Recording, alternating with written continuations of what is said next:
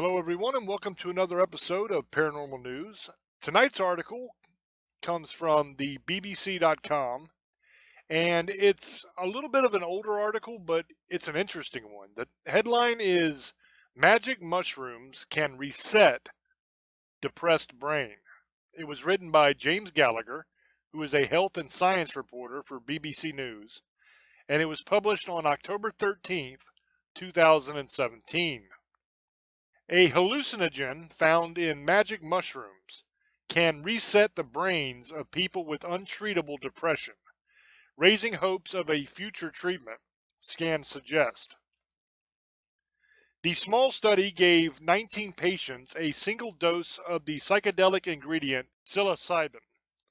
Half of the patients ceased to be depressed and experienced changes in their brain activity that lasted about 5 weeks.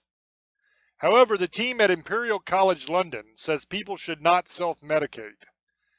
There has been a series of small studies suggesting psilocybin could have a role in depression by acting as a lubricant for the mind. That allows people to escape a cycle of depressive symptoms. But the precise impact it might be having on brain activity was not known. The team at Imperial performed fMRI brain scans before treatment with psilocybin and then the day after when the patients were sober again. The study, published in the journal Scientific Reports, showed psilocybin affected two key areas of the brain. The amygdala, which is heavily involved in how we process emotions, such as fear and anxiety, became less active. The greater the reduction, the greater the improvement in reported symptoms. The default mode network, a collaboration of different brain regions, became more stable after taking psilocybin. Dr. Robin Carhart Harris, head of psychedelic research at Imperial, said the depressed brain was being clammed up and the psychedelic experience reset it. He told the BBC News website patients were very ready to use this analogy. Without any priming, they would say, "I've been reset, reborn, rebooted." And one patient said his brain had been defragged and cleaned up. However, this remains a small study and had no control group of healthy people with whom to compare the brain scans. Further larger studies are still needed before psilocybin could be accepted as a treatment for depression. However, there is no doubt new approaches to treatment are desperately needed. Professor Mitul Mehta from the Institute of Psychiatry at King's College London said what is impressive about these preliminary findings is that brain changes occurred in the networks we know are involved in depression after just a single dose of psilocybin. This provides a clear rationale to now look at the longer-term mechanisms in controlled studies. And that is the end of this article. So as I said, this article is from 2017, so it's not exactly super recent, but it's very interesting, and I'm not surprised that the psilocybin in magic mushrooms can help to treat depression.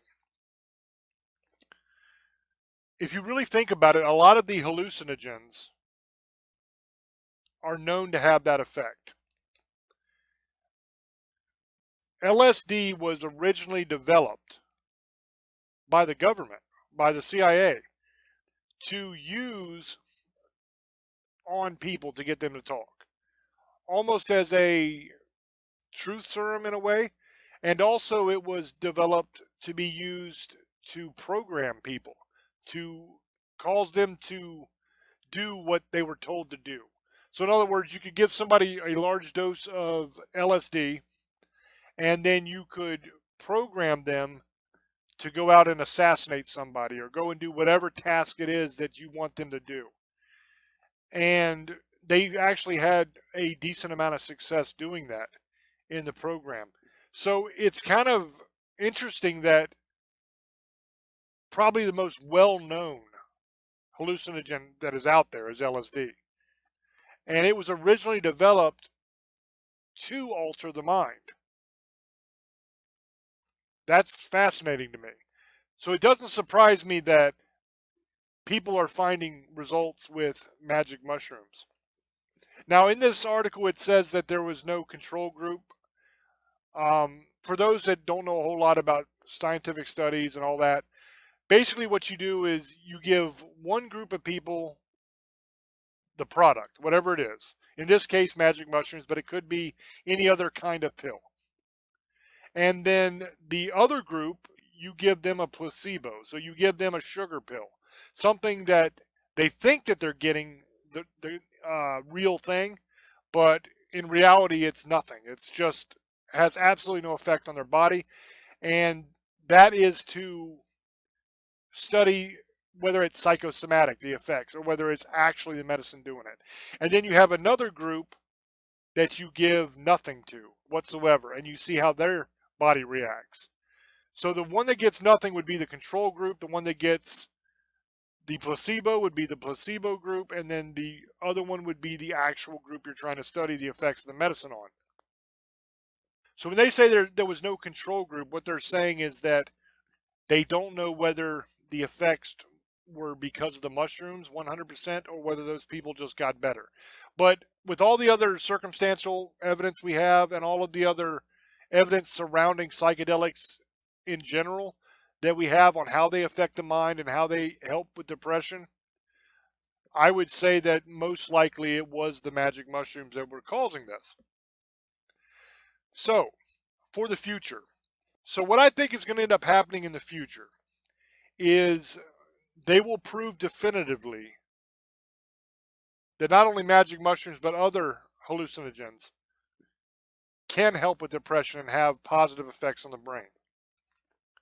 So what they will do is they will isolate the active ingredient, whether that is the psilocybin in magic mushrooms or whatever other ingredients actually cause the effect to be better.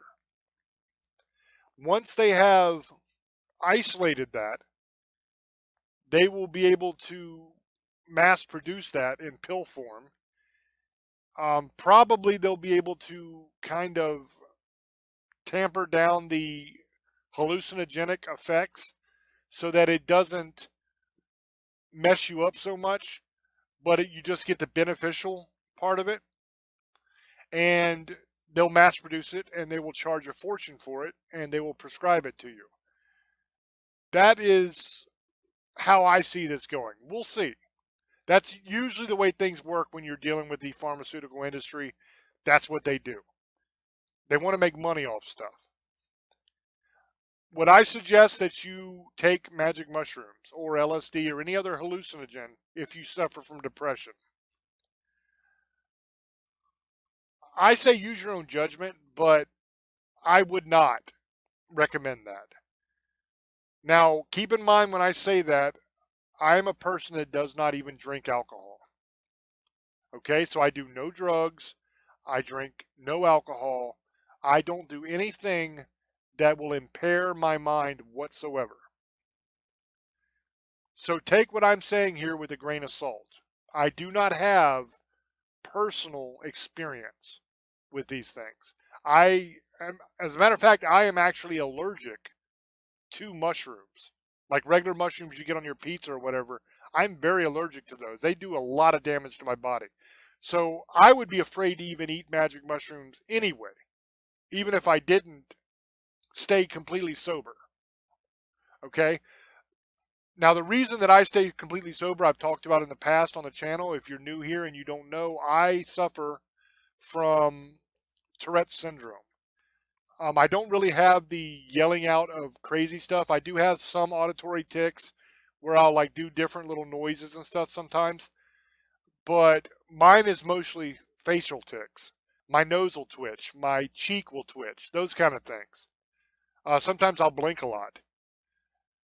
But the reason I don't do any kind of drugs or anything like that is at its root, at least in me and in other people that I know that have Tourette's. Tourette syndrome is a impulse control disease. I can't control the impulse to make whatever sound it is that I want to make at that moment. I can't control the impulse to twitch my nose or blink my eyes really fast or whatever that particular tick is that my mind wants to do at that moment. It's very difficult for me to control that, to the point to where it's almost painful to not do whatever the tick is that you want to do. You can, at least I can, I have had success in the past of stopping myself from doing it for short periods of time. So another thing that with me, I have a hard time not saying something I want to say. So if I'm standing in a room and somebody says something stupid, and for whatever reason it is monumentally dumb, and my mind wants to tell that person they're an idiot, right? In my mind, I want to say, dude, that is the dumbest damn thing I've ever heard. But you can't do that because that's not polite. So I have a battle that goes on in my own mind. If I'm going to say that to that person, or if I'm going to be able to control myself. Now, short term, I can keep myself from saying that that person is a moron for 30 seconds, maybe a minute, before the urge becomes so great that I literally feel like if I don't blurt it out, the world's going to end.